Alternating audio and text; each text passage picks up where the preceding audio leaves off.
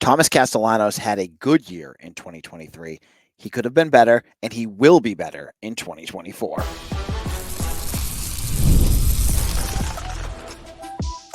You are Locked On Boston College, your daily podcast on the Boston College Eagles. Part of the Locked On Podcast Network, your team every day. Hello, everyone, and welcome. This is Locked On Boston College. I'm your host, AJ Black. Thank you all for joining. Today's episode is brought to you by Game Time. Download the Game Time app, create an account, and use code LOCKEDONCollege for $20 off your first purchase.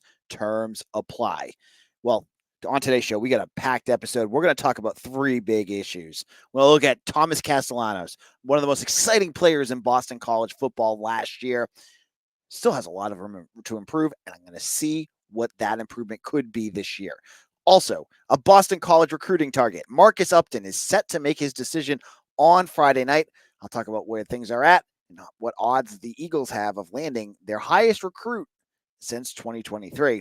And finally, more FSU and Clemson chattering about possibly the Big 12, more lawsuit news. What's going on here? We'll get into that in our final segment. So let's kick this off.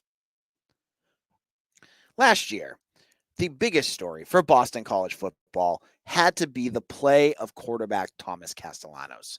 Going into the season, he wasn't even expected to start. It was all Emmett Moorhead. We were expecting Castellanos to basically be the backup, maybe a situational quarterback. By the end of the season, he was all anyone could talk about. Now, we have crowed about his legs and his playmaking ability, how he basically helped win the Fenway Bowl and many other games for BC. But there's still issues with the way he plays, and there were parts of the season where he was frustrating to watch. It was tough. This year, will he improve? Will he get himself to that next level where he is one of the better quarterbacks, both throwing and running in the ACC? You look at his statistics. His statistics are obviously he's he has the most yards returning for a rushing quarterback from 2023. That in itself is an astounding number. But then you look at the passing numbers and you get a little worried. He was dead last in the conference in completion percentage. He was dead. He was near the bottom in interceptions thrown. He was only ahead of Haynes King. There were issues with that. He threw 14 interceptions last year. That's not good when you're playing 11 games. One of them is against a FCS squad. He's got to improve his accuracy. And what excites me about this season is there's two things I think that are going to lead, or actually there's three things I think are going to lead to Castellanos improving and becoming a much more well-rounded quarterback in 2024. The first is, let's go with the biggest one in the room, is that he has a new quarterback coach. He has Jonathan DiBiaso. He's got a new offensive coordinator in Will Long, and then he's got Bill O'Brien. Bill O'Brien, as we have said on the show, he has coached quarterbacks that are prolific in the history of college and pro football. Whether it's Bryce Young, Tom Brady, or Deshaun Watson, O'Brien has his fingerprints all over their careers. What he could do to help create an offense that not only is tailored for Thomas Castellanos, but should help him improve his passing and give him plays that are more suited to what he can and can't do, I think are limitless. I think there is a high probability that we're going to see some tailoring of this offense this year. We didn't see it in the spring game because we didn't see much in the spring game. That's by design. But I think you're going to see Castellanos doing things that are going to help him move this offense with his arm too. That I look at the history, the experience of that coaching staff, and I look at the mold and the clay of what Thomas Castellanos is, and I say, this is the perfect potential star quarterback for Bill O'Brien. Like, there's so much talent, charisma, that it factor. I hate. I know if you're a stat head, you're probably going, AJ, shut up. But that it factor that that helps you win games by just doing those little things. Castellanos, exudes all of that. It's some of the other things, like making sure you're not throwing into double coverage, watching where you're throwing the ball, that kind of stuff. And I think that's what O'Brien is going to help. And I also think a piece is you're going to see him be more well-balanced. Last year, Castellanos basically wore himself down with the amount of running he did. It was fun to watch. I'm not going to deny that. But as the season progressed, I think it was the UConn game where he got really dinged up and he had to miss a series or two because of some sort of injury, and Emmett Moorhead had to return. You gotta be able to prevent that from happening. Like, it's great to watch him run constantly, but you also got to realize that as the season goes on, he's going to get dinged up. He's going to have injuries that could prevent the offense from performing at a level that O'Brien wants it to perform at. So O'Brien's got to be able to scale that offense so that he isn't doing that. And that in itself will be big, because if you go back and watch the film, I think back to some of the throws he was making against Louisville and Florida State, two really good ACC defenses, and compare that to later in the year against Syracuse, not UVA, Syracuse, Virginia Tech, Miami, when he clearly wasn't 100%. And you saw a world of difference in what Thomas Castellanos looked like. The beginning of the year, he was getting, lots of like slants and short things that were helping his offense move the ball and staying balanced. But once he got himself dinged up, it was he couldn't throw the ball. Like it was painful to watch. He became very one-dimensional.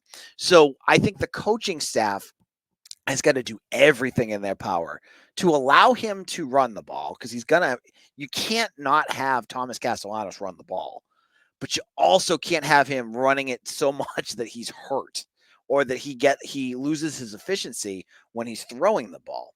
I think that's going to be a major factor as well. And then I look at the upgrades on in terms of weapons, what he now has, both at running back and at the wide receiver and tight end position. And I think he has got a lot more to work with this year. Specifically, I look at someone like Kamari Morales, someone we really haven't talked a lot about. And is he the most explosive tight end that BC's ever had? No. Is he as explosive as Hunter Long? No. Is he reliable? Yes. Is he more reliable and going to be much more efficient than the tight ends that they've had for the last 3 years, whether it's 4 years, Trey Berry or Jeremiah Franklin? Yeah, he is, because he's done it for years. He's going to be a great safety valve for Castellanos. And that was something I felt last year. Once Ryan O'Keefe went down, they were kind of missing that. And a tight end, a good tight end in this offense is going to be fun to watch, because it's going to give them another wrinkle that they can go to. There's a lot of variability with this offense. You got running backs that can run the ball. I like the wide receivers. I've said that before with Lewis Bond and Jaden Skeet. There's going to be some really good weapons for Castellanos to work with. I think with all that there, you're going to see less hero ball. You're going to see him. You remember those plays last year? You think back to them where he just kind of hucked it up and you go, what are you doing? Cut those out, and immediately his numbers are going to improve. I mean, he had a couple of those. And there was also a couple plays too, to Castellanos' credit. I think back to that UVA game. There was an interception that he threw that was completely not his fault. I forget whose hands it bounced off of, but it wasn't his. It wasn't a bad throw. But I think all of those combined, the coaching, his ability to stay healthy, and all of the different new weapons for Castellanos is going to improve him tremendously in the passing game. I don't think he'll be an elite passer. I don't think that's a fair thing to think about. But he was par to subpar passing last year. It was just the running that made him off the charts, right? I think he could become a slightly above average passer to go along with a good runner, and that will make him a good quarterback. What do you think? Hit me up in the comment sections. What is your expectations for Thomas Castellanos in 2024? I want to hear what you have to say there. Now, in our second segment, let's go to recruiting. There's a big target announcing on Friday night. I'll explain who this is, the whole situation, and what this could all mean in just a moment. Sports, sports, sports, sports, sports. I love sports. I love them so much. I never want them to stop. But as the playoffs wind down, we get fewer games, and the sports aren't sporting like I want them to. But FanDuel lets me keep the sports going whenever I want. All I have to do is open the app and dream up bets anytime I'm in the mood. And this summer, FanDuel is hooking up all customers with a boost, on a bonus, daily. That's right. There's a bonus every day on FanDuel. There's something for everyone every day, all summer long. So if you're getting ready for that home run derby and you're looking at some good odds, you got to go over to FanDuel. See get your favorites. Make sure you get your odds up on FanDuel. So FanDuel right now is going to make the most out of your summer with FanDuel, the official sports betting partner of Major League Baseball. Are you watching Fox Sports or ESPN or Boston Radio on your TV or on the radio all day? Do you have to turn down the volume with all that shouting and incessant negativity? Make the switch to Locked On Sports today, a free 24/7 sports streaming program for you every day to bring you the biggest stories without all the screaming and rational thought. I love that. Locked On Sports Today brings you can't miss analysis, opinions, and news, streaming 24/7 on YouTube or the Amazon Fire TV app, part of Locked On Podcast Network. Your team every day. This is Locked On Boston College. I'm your host, AJ Black. And if you all know me, I'm the editor and publisher of Eagle Insider, part of the 247 network. I've been there for 2 years now.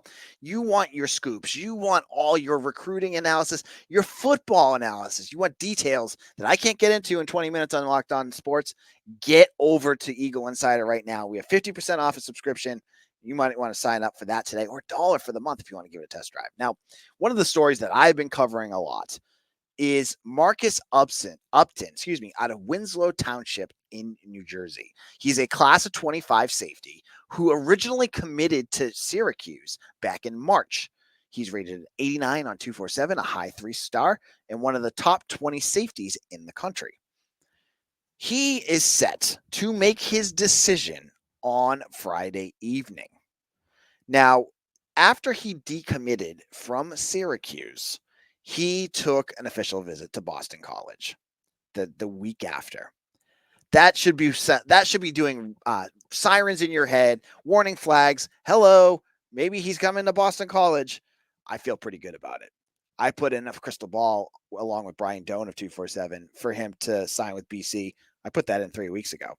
Now, Upton has kind of taken his time, which he has every right to do, to make his announcement. So he was on campus June 21st. And some folks have been pinging me and saying, AJ, what's taking so long? Kids, they have their reasons. I'm sure Marcus Upton is taking his time for a reason. Now, he has offers from NC State, Pitt, Boston College. He's got a few other Power 5, obviously Syracuse, West Virginia. If he was to commit to BC on Friday night, and I think he will, this will be the biggest commitment Boston College has landed since Dontrell Jones. And Dontrell Jones was class 23, but think about this too. He's been, I think Dontrell Jones from Catholic Memorial committed to Jeff Hafley in like 2021. He was one of those Catholic Memorial kids, along with Skeet and a kid that ended up at Notre Dame, that committed very early. So BC hasn't landed a commitment like this and got that official announcement in a long time, which is bad because he's not a 4-star. He's close to it. But this is a big get for BC. This would be the top recruit in your recruiting class. This would be your top of your class that you're looking at. Higher than Shaker Razig, higher than, Samaj Fleming and some of the other kids that they've landed in this big class that's already getting bigger and bigger. So this would be enormous. This would be a nice one. And you know what? I think he's top 10 or top 12 in the state of New Jersey. This would give you 2 solid New Jersey recruits that have multiple big offers. So Nolan James, who was committed to Jeff Hafley, to be honest, but he's stuck with Bill O'Brien. And now Marcus Upton. This gives you a good footing in New Jersey again. which is crazy because you had Jeff Halfley, who was supposed to be the Garden State whisperer, right? Like the guy that was going to get you in with all those good, solid recruits in New Jersey, but you never really saw that. You saw guys like Xavier Coleman, who I forget what FCS school he transferred to, but they never really got a good footing. And now Rutgers is running crazy through that state. So for BC to do this and be able to battle the Rutgers and Syracuse's and even Penn States that are going to be in that state, this is a good first sign. That I think that is the takeaway from this. And the fact that it seems that if he does sign with BC, this was BC stealing him away from Fran Brown, I think is the cherry on the sundae of this story. Because again, Fran Brown is getting all the accolades for being the recruiter of the year. And if Bill O'Brien goes down there and steals his top, and he was Syracuse's top recruit for the class of 2025, that's quite the shot across the brow of Syracuse. I know it sounds like things are getting a little testy between Syracuse and BC, and I like that. Rivalries are good. That's a good thing in college football. So when BC is able to do this, and they've taken their shots back. I mean, they landed a couple guys BC was looking at, but this is a good one for BC. And so we'll have to wait. If you want to make sure you get that info right away, go to Eagle Insider. We'll have it tonight when the news breaks of what school he picks. But it's Marcus Upton that you're going to want to watch for. Now, in our final segment, the ACC is still on life support. Nothing has changed, but two of the bigger programs are continuing to flirt and do bigger things to try to figure out a way out of their grant of rights. We'll get into all of that in our final segment. Passion, drive, and patience. The formula for winning championships is also what keeps your ride or die alive. eBay Motors has everything you need to maintain your vehicle and level it up to peak performance. Superchargers, roof racks, exhaust kits, LED headlights, and more. Whether you're into speed, power, or style, eBay Motors has got you covered. With over 122 million parts for your number one ride or die, you'll always find exactly what you're looking for. And with eBay Guaranteed Fit, your part is guaranteed to fit your ride every time or your money back.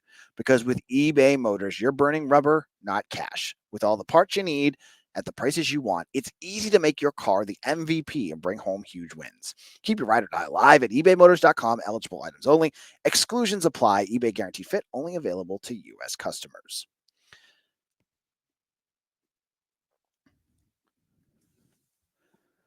Locked on Boston College, AJ Black. We're wrapping things up here, talking about we're talking conference realignment as Clemson and Florida State are continuing their march towards dissolving the ACC or pushing their way out of the conference. Over this week, we've heard more about more lawsuits and the continuation of lawsuits from Clemson against the ACC. Florida State and Clemson both flirting with the Big 12 for reasons I have no idea. And more as the conference continues to kind of hold itself together with duct tape. So where are things at? Well, Clemson, they are continuing to push to get the Clemson and Florida State are both trying to get unredacted copies. And I think they actually got it of the grant of rights, which and all the language in the ESPN contracts. That would be big. They're also trying to find out about, everything that they can. They're looking at every avenue that they can take at this point to get out, it seems like. And this news, I want to specifically get into this Big 12 thing. To me, the Big 12, yes, it seems like a bit healthier, but looking at the numbers of what ACC schools brought in last year in terms of media rights deals, the ACC made more money. And I believe they're going to continue to make more money because the ACC network was, and this is credit to Jim Phillips, pushed more into more houses last year. I think it was because of Comcast, and that increased the amount of money brought in and that was distributed to schools. Next year, they're going to have the winter pools going in, and I think they're still working to add more money. So I don't know why, these two schools would even be interested in that. Now, to be forthcoming here, To me, it sounds like maybe they just had a conversation. And honestly, I think lots of schools have had conversations. Schools would be, it would be malpractice for these ACC schools, any of them, to not even have conversations, to start to look at potential, you know, contingency plans if the conference falls apart. And that includes Boston College too. Like, these schools need to make sure that if this conference collapses, which it could, they know where they're going to go. So for Florida State and Clemson to do that, that makes a lot of sense. And they have the ability to be more proactive about things right now because they're pushing to get out. For schools like BC, Wake Forest, Syracuse, Pitt, things like that, they're obviously much more comfortable staying in this conference, but they also need to look at what they could do if they do have to leave. And there's lots of different options here. So some schools, they may end up at the Big 12. They may end up, starting their own conference. Who knows what it is? But my point here is, as for this being a Boston College podcast, Blake James has shown me a lot in his few years here as athletic director. He's been forward thinking. He has been proactive. He has been he's done a lot of problem solving with some of the issues that we've seen at BC, whether it's his hiring. He's made great hires in a lot of major areas, including football, baseball. He's tying up Acacia Walker for lacrosse, helping to build the basketball practice facility. He's done a ton of things. Putting in more money for football. Like, you can go on and on and on. I have a hard time believing Blake James looks at the current state of college football and where BC stands and is going, I'm just going to sit here and say that we're great in the ACC and we're just going to wait and see what happens. That's not what I think he's doing. I guarantee that every athletic director in the ACC, including Stanford, Cal, and SMU, have had conversations. And it doesn't even need to be going more than conversations with other conferences. It's had to have happened because you do not want your Power 4 program to be left in the dust. You do not want your team to become the next UConn when it comes to football. You have to take that step forward to do that. So this whole conversation, and I see everybody on Twitter, all the college football fans, BC's the butt of every one of their jokes, and it's stupid stuff, but I get it. BC hasn't been all that relevant in the last 15 years. That's why Bill O'Brien's hire is a big deal. Why hiring, putting more money into this program, the stadium, which we talked about on yesterday's episode, is a big deal. BC has stuff they can still offer. So I think, even though that we're hearing about Clemson and Florida State, doing their thing, I think BC must have some sort of idea of what they could do if things fall apart. And maybe it's a reconstituted ACC. Who knows? But I think they have thought about it. They had to have. Otherwise, what are we doing here? All right. We'll be back on Monday. Hopefully, we'll have positive Marcus Upton news. We'll have other things that are going on in college football and the world. And hopefully, you have all bought your new PlayStation 5 or Xbox. I have to go out and get mine soon so that you can get that new NCAA football game. I can't wait to talk about that, play it, look at the BC players, look at that playbook, and talk about that with you too. It'll be an interesting conversation. I promise you, even if you don't like video games, it might be interesting to see how BC is presented in this. We'll be back again on Monday. Thank you all so much for listening. If you like this show, I have a second listen for you, especially for my everydayers who are locked into Locked On BC every day. I want you to check out Locked On ACC with Alex Dono and Kenton Gibbs. They are both ACC hosts that do a daily ACC podcast about everything going on in the conference, and it's got some great stuff on it. If you want to hear more about the conference and all the news about that, check out Locked On ACC on YouTube or wherever you get your podcasts. Make sure to follow me on Twitter at AJBlack247 or at Locked On BC and hit that like and subscribe button before you head out. Thank you all so much. Have a great weekend. This is AJ Black for Locked On Boston College, your team every day.